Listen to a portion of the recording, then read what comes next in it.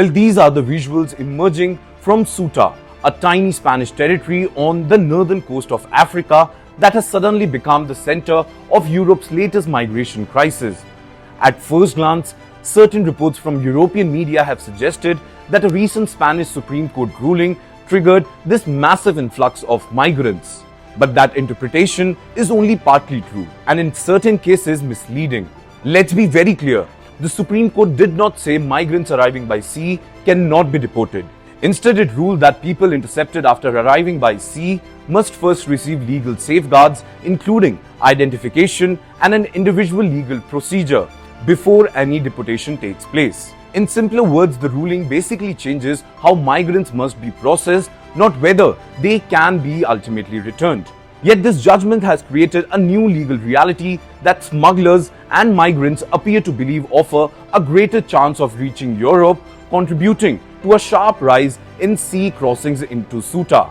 So in today's edition of From the News Desk, we will talk about what exactly is happening in Ceuta, why is this tiny territory so important, and why our thousands are risking their lives to reach it. Well, Ceuta has witnessed one of its biggest migration surges in years. Within just a few days, thousands of migrants crossed into the Spanish enclave from neighboring Morocco, many by swimming around border barriers using inflatable rings or small flotation devices. Others entered through land crossing points amid chaotic scenes. In fact, the sudden influx overwhelmed local authorities. Reception centers quickly filled beyond capacity. In fact, hundreds of migrants reportedly had to sleep outdoors while emergency services struggled to cope with the growing numbers. In fact, several businesses temporarily shut down as security concerns increased. Now, authorities reported multiple deaths after people attempted the dangerous sea crossing, highlighting once again the deadly risk associated with irregular migration across the Mediterranean and surrounding waters. Now, much of the debate now revolves around the Spanish Supreme Court judgment issued in July 2026. Many headlines claim that the court had banned deportation of migrants arriving by sea. But that is not what the ruling says. Well, the court actually ruled that migrants intercepted in the sea while attempting to swim into Ceuta or Melilla cannot be subjected to immediate hot return. Remember this term, hot return. Instead, authorities must identify each migrant, assess their individual circumstances, provide access to legal safeguards, and then follow Spain's ordinary legal return procedure before deportation if appropriate. Well, the judgment distinguished between two situations. If someone climbs over the physical border fences, Spain's special border rejection rules may still apply. But if someone arrives by sea, the court said that legal protection must come first because the law governing hot return specifically refers to people crossing physical border barriers, not those intercepted in the water. Well, this legal distinction has become one of the biggest talking points in Spain's migration debate. Officials and border authorities argue that trafficking networks quickly adapted their advice, encouraging migrants to swim around the fences instead of attempting to climb them.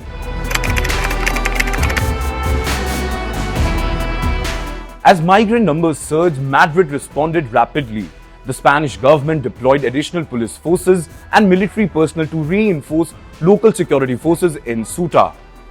In fact, the Spanish Prime Minister also planned a visit to the enclave, while Interior Minister officials coordinated operations with Moroccan authorities to reduce further crossings. Ceuta's local administration described the situation as an emergency and requested stronger support from the national government. In fact, the goal in this situation was actually twofold. First, to restore order and then prevent even larger number from entering over the following days. Meanwhile, Moroccan security forces also increased patrols along the coastline and reportedly used underwater cannons and other measures to discourage additional crossings. Now, for many people outside Europe, Ceuta is an unfamiliar name. Yet geographically and politically, it is one of Europe's most unique territories. Well, Ceuta is a Spanish autonomous city located on the northern coast of Africa, directly bordering Morocco. Although it sits on the African continent, Ceuta is legally part of Spain and therefore part of the European Union. In fact, it lies just across the Strait of Gibraltar from the mainland Spain. Well, this creates one extraordinary reality. The land border between Ceuta and Morocco is effectively only one of the European Union's land border with Africa. Because of this, Ceuta has become one of Europe's most sensitive migration entry points. Now, Spain has long operated a special border system in Ceuta and its sister enclave, Melilla. For years, authorities used a practice commonly known as hot returns or immediate border rejections.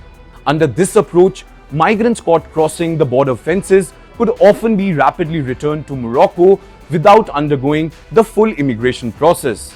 However, here things become interesting. The latest Supreme Court judgment clarified that this exceptional procedure cannot automatically be extended to people intercepted at sea. Instead, sea arrivals must receive identification, legal assessment, procedural safeguard, and only then can authorities decide whether deportation is legally justified. But let's be very clear, this does not automatically grant asylum, nor does it prevent eventual deportation. It simply requires authorities to follow due process before returning migrants. Well, that legal distinction is central to understanding today's crisis. Well, the answer is surprisingly simple. Ceuta is physically in Africa, but politically inside Europe. For migrants hoping to reach the European Union, it is one of the shortest possible routes. Many people attempting the crossing come from Morocco, while others travel from sub-Saharan African countries before reaching Morocco. Some hope to apply for asylum, and others hope to continue onwards into mainland Spain and eventually into other European nations. And now comes the other part of the story. Human smuggling networks also play a major role. Officials believe these criminal groups closely monitor legal developments and quickly adapt their routes whenever immigration rules changes. In fact, following the recent Supreme Court ruling, many observers believe smugglers increasingly promoted sea crossings, arguing that migrants arriving by water would at least receive formal legal processing before any return decision. Now, whether every migrant knew the legal details remain uncertain, but authorities say organized trafficking networks likely spread simplified version of the ruling to encourage more crossings.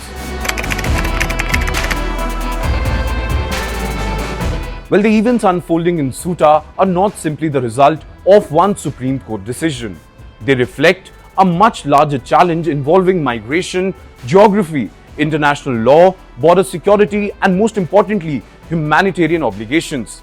The court did not prohibit Spain from deporting migrants arriving by sea. Instead, it ruled that they must first receive the legal protections required under Spanish law before any return takes place. Even so, that legal clarifications appear to have changed behaviors on the ground, with more migrants attempting the dangerous sea route and authorities scrambling to respond. Well, at the end, as Spain strengthens security, Morocco increases border enforcement, and Europe once again debate migration policy, Ceuta has become a powerful reminder of how a single legal interpretation can reshape one of the world's most sensitive borders. For now, the tiny enclave remains on the front line of one of Europe's most complex and politically charged challenges, balancing border control with the rule of the law and humanitarian responsibilities. Well, with that, it's a wrap on today's edition of From the News Desk. Thank you so much for watching, and I'm Yash Goyal signing off from Times Now Digital. Until next time, take care and keep watching this space for more such videos.